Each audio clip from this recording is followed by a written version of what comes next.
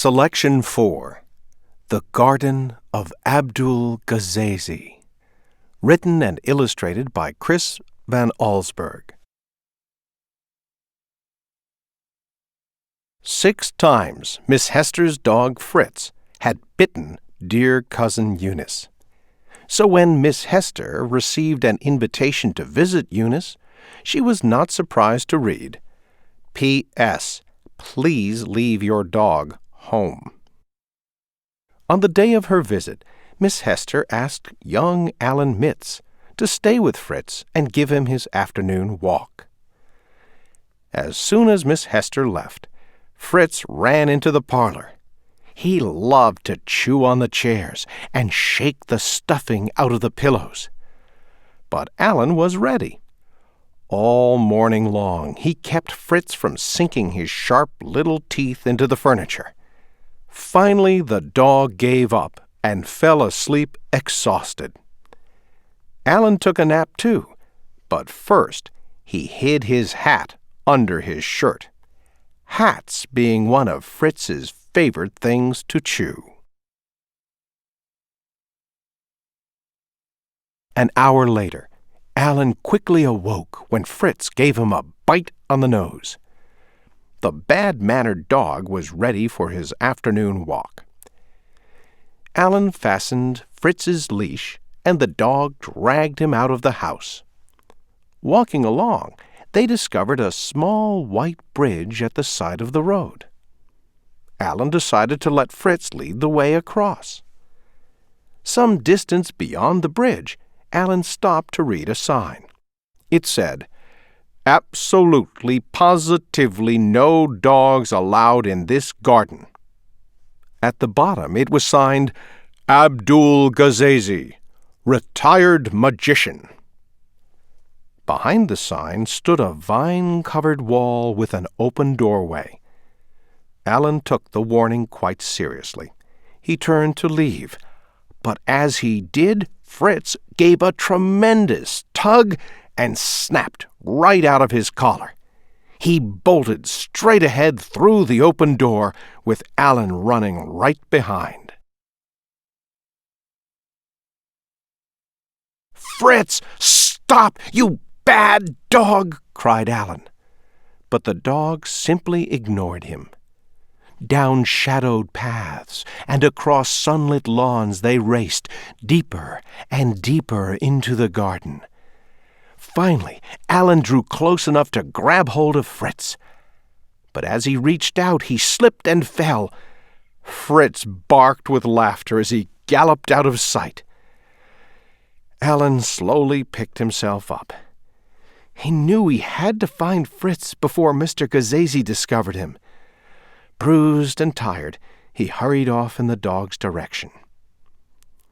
After a long search, Alan was ready to give up. He was afraid he might never find Fritz. But then he came upon fresh dog prints. Slowly he followed Fritz's tracks along a path that led into a forest. The dirt path ended, and a brick walk began. There were no more tracks to follow, but Alan was certain that Fritz must be just ahead. Alan started running. In front of him, he could see a clearing in the forest.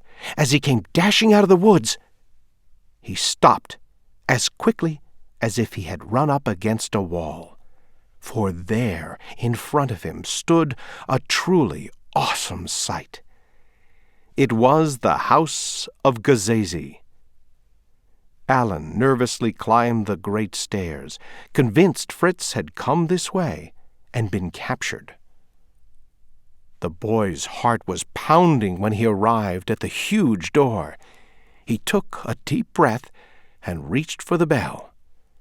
But before he touched it, the door swung open. There, in the shadow of the hallway, stood Gasazi the Great. "Greetings. Do come in," was all that he said. Alan followed Gasazi into a large room. When the magician turned around, Alan quickly apologized for letting Fritz into the garden. He politely asked that, if Mr. Gasazi had Fritz, would he please give him back? The magician listened carefully and then, smiling, said, "Certainly, you may have your little Fritzy. Follow me." With those words, he went to the door and led Alan back outside. They were walking across the lawn when suddenly Gasazi stopped by a gathering of ducks. He began to speak in a voice that was more like a growl. "I detest dogs. They dig up my flowers. They chew on my trees. Do you know what I do to dogs I find in my garden?" "What?" whispered Alan, almost afraid to hear the answer. "I turn them into ducks," bellowed Gasazi. In horror, Alan looked at the birds in front of him. When one duck came forward, Gasazi said, "There's your Fritz." Alan begged the magician to change Fritz back. "Impossible," he answered. "Only time can do that. This spell may last years, or perhaps just a day. Now, take your dear bird, and please don't come again." When Alan took the bird in his arms, it tried to give him a bite. "Good old boy," said Alan sadly as he patted the bird on the head. "You really haven't changed so much." With tears in his eyes, he started for home. Behind him, Alan could hear Gasazi laughing. As he approached the stairway, a gust of wind took Alan's hat sailing right off his head. Running along with one arm reaching for the hat, Alan lost his hold on Fritz. The duck flew out ahead and grabbed the hat in midair. But instead of landing, he just kept on flying higher and higher until he disappeared in the afternoon clouds. Alan just stood and stared at the empty sky. "Goodbye, old fellow," he called out sadly, sure that Fritz was gone forever. At least he had something to chew on.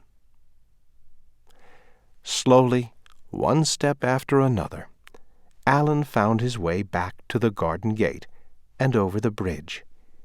It was sunset by the time he reached Miss Hester's. Lights were on, and he knew she must be home. With a heavy heart, he approached the door, wondering how Miss Hester would take the news. When Miss Hester came to the door, Alan blurted out his incredible story. He could barely hold back the tears. Then, racing out of the kitchen, dog food on his nose, came Fritz. Alan couldn't believe his eyes. "I'm afraid Mr. Gasazi played a trick on you," said Miss Hester, trying to hide a smile. "Fritz was in the front yard when I returned. He must have found his own way home while you were with Mr. Gasazi. You see, Alan, no one can really turn dogs into ducks. That old magician just made you think that duck was Fritz." Alan felt very silly. He promised himself he'd never be fooled like that again. He was too old to believe in magic. Miss Hester watched from the porch as Alan waved goodbye and hurried down the road to go home. Then she called out to Fritz, who was playfully running around the front yard. He came trotting up the front steps with something in his mouth. and dropped it at Miss Hester's feet. "Why, you bad dog," she said. "What are you doing with Alan's hat?"